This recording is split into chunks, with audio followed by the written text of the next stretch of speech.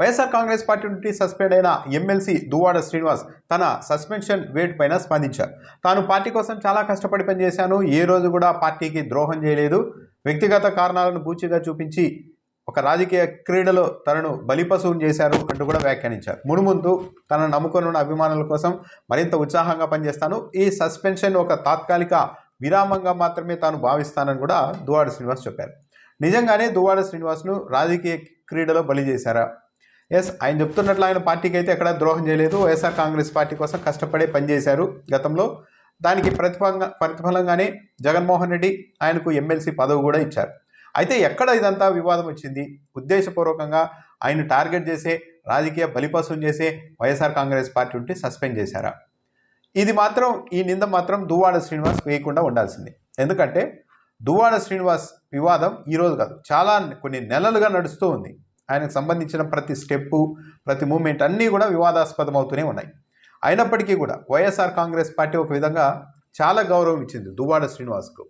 ఎప్పుడో వేటు వేయాల్సింది అని ఒత్తిడి వచ్చినప్పటికీ కూడా జగన్మోహన్ రెడ్డి చాలా సంయమనం పాటించారు. ఎందుకంటే దువ్వాడ శ్రీనివాస్ చెప్తున్నారు వ్యక్తిగత కారణాలను చూపెట్టారు అని.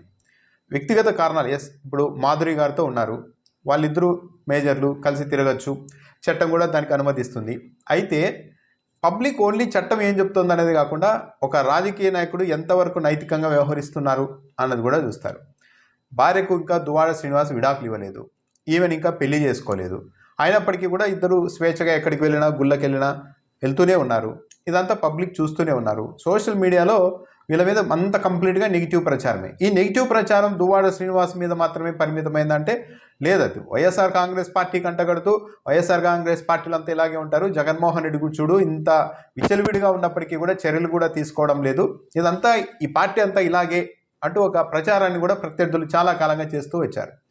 దువ్వాడ శ్రీనివాస్కి జరిగిన డ్యామేజ్ కంటే వైఎస్ఆర్ కాంగ్రెస్ పార్టీ పైన ఎక్కువ డ్యామేజ్ జరుగుతూ వచ్చింది. దీనివల్ల నిజంగానే దువ్వాడ శ్రీనివాస్ పార్టీ మీద చాలా గౌరవం ఉన్న వ్యక్తి అయి ఉంటే ఇలా వ్యవహరించేవారా? ఇలా వ్యవహరించవచ్చా? ఆయనేం చిన్నపిల్లాడు కాదు. తాను ఒక రాజకీయ పార్టీలో ఉన్నాను, సరే తాను మాధురి కలిసి తిరగడానికి చట్టం అనుమతి ఇవ్వచ్చు, కానీ నేను ఒక రాజకీయ నాయకుడిగా ఉన్నాను, ఒక నియోజకవర్గానికి ఇన్ఛార్జిగా ఉన్నాను, ఇక్కడ ప్రజలకు నా వ్యవహార శైలి కూడా సమాధానం చెప్పాల్సి ఉంటుంది అని అనుకొని ఉన్న వ్యక్తి అయితే, తన వల్ల పార్టీకి ఇబ్బంది రాకూడదు అనుకొని ఉన్న వ్యక్తి అయితే ఈ సంబంధాన్ని ఎంతవరకు నడపాలో అంతవరకు నడపచ్చు, కలిసి ఉండొచ్చు. కానీ ఎక్కువ దువ్వాడ శ్రీనివాస్ అల్లరిపాలు అవడానికి, ఈ పరిస్థితి రావడానికి ఒక ప్రచార పిచ్చి కూడా ఒక కారణం. చెప్పాలంటే ఈ మాట అడ్చవాడకూడదు, కానీ ఎక్కువ ప్రచారానికి లోనవ్వడం కూడా దువ్వాడ శ్రీనివాస్కి ఇబ్బంది తెచ్చిపెట్టింది. ఎక్కడ యూట్యూబ్ ఛానల్స్ కావచ్చు, మెయిన్ స్ట్రీమ్ మీడియా కావచ్చు, ఎవరు పిలిచినా ఇంటర్వ్యూలకు వెళ్ళడం, ఆ వెళ్ళే ఇంటర్వ్యూలకు కూడా ఆయన ఏదో ఒక రాజకీయ నాయకుడి తరహాలో కాకుండా కేవలం తమ ఇద్దరి మధ్య ఉన్న సంబంధాలని చూపించడానికి అన్నట్టు వీళ్ళ వీడియోల్ని తిట్టుకుంటూనే ఎక్కువ మంది చూసేవాళ్ళు. దాన్ని కూడా కొన్ని మీడియా సంస్థలు, యూట్యూబ్ ఛానళ్ళు క్యాష్ చేసుకునేందుకు ప్రయత్నించాయి. అది గుర్తించారో లేదో కానీ ఎక్కడికి వెళ్ళినా దువ్వాడ శ్రీనివాస్, మాధురి గారు ఇద్దరు కలిసి ఆ ఇంటర్వ్యూలకు వెళ్ళడం, అక్కడ రకరకాలుగా మాట్లాడడం, డ్యాన్సులు వేయడం, పాటలు పాడడం, ఇవన్నీ చూసిన తర్వాత ప్రజల్లో అయితే పూర్తిగా ఒక నెగిటివ్ భావన ఏర్పడిపోయింది. ఒక రాజకీయ నాయకుడి నుంచి ఈ స్థాయిలో ప్రజలు ఇలాంటి స్పందన ఎక్కడ ఆశించారు. డిగ్నిఫైడ్గా ఉండాలి అనుకుంటారు. సరే, కారణాలు ఏమైనా కూడా వాళ్ళిద్దరి మధ్య స్నేహం గురించి వాళ్ళు ట్రావెల్ చేస్తూ ఉండవచ్చు, దాని వరకు పబ్లిక్ అర్థం చేసుకుంటారు. కానీ దాన్ని మరీ ఓవర్గా ప్రజల ముందే ప్రదర్శించేందుకు ఒక రాజకీయ నాయకుడు సిద్ధమైతే దాన్ని ఒక బరితెగింపుగా చూసే అవకాశం ఏర్పడింది. ఆ అవకాశానికి వీలిచ్చిందే దువ్వాడ శ్రీనివాస్ చెప్పాలంటే. అలా కాకుండా ఆ సంబంధాలు ఏదో నడుపుతూనే అవేదో పూర్తిగా వ్యక్తిగతం అన్నట్టుగా కొద్దిగా గోప్యత, ప్రైవసీని వాళ్ళే దాటి వచ్చేసారు బయటికి. మొత్తం చూడండి, ప్రపంచమంతా మా గురించి తెలుసుకోండి అన్నట్టుగా ఆ స్థాయిలో ప్రచారానికి వెళ్ళడం వల్ల బాగా నెగిటివ్ ఇంపాక్ట్ అయితే పడింది. విపరీతంగా ట్రోల్ జరిగారు. వైఎస్ఆర్ కాంగ్రెస్ పార్టీ మీద కూడా తీసుకెళ్లారు ప్రత్యర్థులుగా. అంత అవకాశం ఉంటుంది కదా, చూడండి వైఎస్ఆర్ కాంగ్రెస్ పార్టీ ఎమ్మెల్సీ భార్యకు విడాకులు ఇవ్వలేదు, మరో మహిళలతో ఉంటున్నారు, ఉండడమే కాకుండా ఇలా బహిరంగంగా మీడియాకి ఎక్కడం, టీవీ ఛానళ్ళకు పోవడం, ఇంటర్వ్యూలు ఇవ్వడం, రకరకాలుగా డ్యాన్సులు వేయడం, ఇవన్నీ చూసిన తర్వాత సహజంగానే ఎవరికైనా కూడా పబ్లిక్లో ఒక నెగిటివ్ ప్రభావం అయితే ఏర్పడుతుంది. అదే దువ్వాడ శ్రీనివాస్ మీద ఏర్పడింది.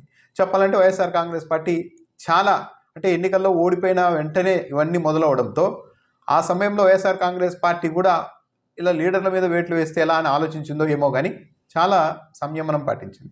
చివరకు దువ్వాడ శ్రీనివాస్ వైఎస్ఆర్ కాంగ్రెస్ పార్టీకి ఎక్కడా ద్రోహం చేయలేదు అని అంటున్నారు.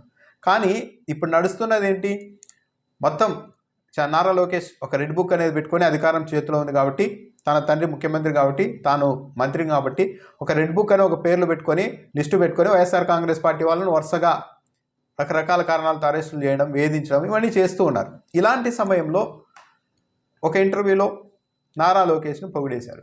బాలయ్య తర్వాత స్వీటెస్ట్ పర్సన్ ఎవరు అంటే వీళ్ళిద్దరూ, మాధురి, దువ్వాడ శ్రీనివాస్ ఇద్దరు కూడా నారా లోకేష్ అని చెప్పేశారు. నారా లోకేష్ చాలా తెలివైన వ్యక్తి, ఆయనకు ముఖ్యమంత్రి పదవి ఇస్తే రాష్ట్రాన్ని బాగా అభివృద్ధి చేస్తారంటూ దువ్వాడ శ్రీనివాస్ మాట్లాడారు. వైఎస్ఆర్ కాంగ్రెస్ పార్టీ ఎమ్మెల్సీగా ఉంటూ ఇలా ఎప్పుడు తమ పార్టీ వాళ్ళందరినీ వెంటాడుతున్న నారా లోకేష్ గురించి అంత గొప్పగా చెబితే దాన్ని ఏమనాలి? అది పార్టీ లైన్ తప్పడమే కదా. అభిమానాన్ని అంత బహిరంగంగా ప్రదర్శిస్తూ ఉన్నారంటే ఏంటి కారణం? ఇది కూడా వైఎస్ఆర్ కాంగ్రెస్ పార్టీ పోరాటానికి నైతికంగా దెబ్బ కొట్టడమే అవుతుంది ఆ పార్టీలో ఉంటూ కూడా. ఇలా నారా లోకేష్ అంత తెలివైన వ్యక్తి అని ఎక్కడ గుర్తించారు? అంత అద్భుతమైన వ్యక్తి, ఏకంగా ముఖ్యమంత్రి పదవి ఇవ్వచ్చని ఎలా అన్నారు? పైగా ఆయన వరుస పెట్టి వైఎస్ఆర్ కాంగ్రెస్ పార్టీ నాయకులందరినీ వేధిస్తూ ఉంటే ఒక ఎమ్మెల్సీ ఉండి అలా మాట్లాడడం ఏంటి? ఇవన్నీ కూడా చర్చ జరిగాయి. ఇంకా ఇప్పటికీ కూడా టాలరేట్ చేస్తూ వెళ్తే వైఎస్ఆర్ కాంగ్రెస్ పార్టీకి ఇంకా డ్యామేజ్. అందుకే అల్టిమేట్గా నిర్ణయం తీసుకున్నట్టు ఉన్నారు. సో దువ్వాడ శ్రీనివాస్ను వైఎస్ఆర్ కాంగ్రెస్ పార్టీ సస్పెండ్ చేయడం అన్నది ఒక అనివార్య పరిస్థితి. ఒక అనివార్య పరిస్థితిని దువ్వాడ శ్రీనివాసే తెచ్చుకున్నారు. కొద్దిగా అంటే సమాజానికి బాధ్యత వహించకుండా, కొన్ని సాంప్రదాయాలు పద్ధతులు ఉంటాయి, వాటన్నిటికీ కట్టుబడకుండా కేవలం చట్టం మాకు అనుమతిస్తోంది కదా అంటూ వాటి ఆధారంగా ఆయన ముందుకు వెళ్ళడం, భార్యకు విడాకులు ఇవ్వకుండానే మరో మహిళతో ట్రావెల్ కావడం, అంతటితో ఆక్కోకుండా వైఎస్ఆర్ కాంగ్రెస్ పార్టీలో ఉంటూ వైఎస్ఆర్ కాంగ్రెస్ పార్టీ నాయకుల్ని బాగా వేధిస్తున్న నాయకుడి గురించి గొప్పగా మాట్లాడడం, ఇవన్నీ చేసిన తర్వాత కూడా ఇక వైఎస్ఆర్ కాంగ్రెస్ పార్టీ పార్టీలోనే పెట్టుకుంటే వైఎస్ఆర్ కాంగ్రెస్ పార్టీ నాయకత్వానికి పార్టీ మీద పట్టు లేదు, చేత కావడం లేదు, దువ్వాడ శ్రీనివాస్ మీద సస్పెన్షన్ వేటు వేసే శక్తి కూడా లేదన్న ఒక ఇంప్రెషన్ కూడా వెళ్ళే అవకాశం ఉంటుంది. ఇలా ఒకరిని చూసుకొని ఇంకో నలుగురు తయారవుతారు. అది ఏ రాజకీయ పార్టీ కూడా సహించే పరిస్థితి ఉండదు. సో దువ్వాడ శ్రీనివాస్ వైఎస్ఆర్ కాంగ్రెస్ పార్టీ నుండి సస్పెండ్ అవ్వడానికి మొత్తం కారణాలు చూస్తే ఎక్కడా కూడా వైఎస్ఆర్ కాంగ్రెస్ పార్టీ నుంచో జగన్మోహన్ రెడ్డి నుంచో తప్పులేదు. వాళ్ళు ఇంకా ఎక్కువగా ఈయనకు ప్రాధాన్యత ఇచ్చారు, గౌరవం ఇచ్చారు. కానీ దాన్ని నిలబెట్టుకోలేకపోయారు దువ్వాడ శ్రీనివాస్. తాను ఒక పార్టీలో ఉన్నాను, నా గౌరవమే కాదు ఆ పార్టీ గౌరవాన్ని కూడా కాపాడాల్సిన బాధ్యత నా మీద ఉంటుంది అన్న విషయాన్ని ఆయన మర్చిపోయారు.